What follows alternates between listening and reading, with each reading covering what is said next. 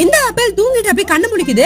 ரெண்டு பக்கமா சத்தம் கேக்குது. யாரா அப்படின்னு பார்த்தா இதோட ஃப்ரெண்ட்ஸுங்க தான். டேய் வீட்டுக்கு போங்கடா, என்ன டார்ச்சர் பண்றீங்கன்னு கேட்டாலும் போக மாட்டேங்குது. சரி நான் இங்க இருந்து போறேன் அப்படின்னு வண்டி எடுத்துட்டு வெளியே கிளம்பினா நானும் உங்க கூடயே வருவேன் அப்படின்னு இங்க ரெண்டு பேரும் வண்டியில ஏறிடுறாங்க. டேய் எங்கடா போறீங்க, வாங்கடா என் கூட்டுக்கு அப்படின்னு இந்த மரம் எந்திரிச்சு 3 பேத்தையும் மரத்துல நட்ட வைக்க ட்ரை பண்ணுது. இந்த 2 பேர் மட்டும் தான் அந்த மரத்துக்கிட்ட மாட்டினாங்க. எட்ரா ஜூட் அப்படின்னு அது வண்டி ஓடி கிளம்பிடுச்சு. டேய் உன்னை எங்க போனாலும் விட மாட்டேன்டா அப்படின்னு இந்த மரமும் துரத்திட்டு இருக்கு. இந்த ஆப்பிள் வீட்டுக்குள்ள போறதுக்கு பிளான் பண்ணிச்சு. ஓ நீ அப்படி பிளான் பண்றியா, நானும் வருவேன்டா அப்படின்னு டே வழியா அந்த வீட்டுக்குள்ள போகுது.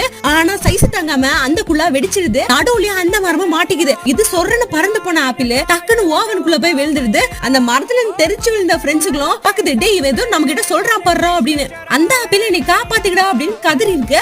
ஆனா இந்த பைப்லிங்க டே அவன் நம்மள உள்ள கூப்பிடுறான் போல, வாடா போய் என்ஜாய் பண்ணிட்டு வரலாம் அப்படின்னு இந்த 2 பேரும் உள்ள போய் இந்த ஆப்பிள் கூடிய கருகி பொசுங்கிருச்சு.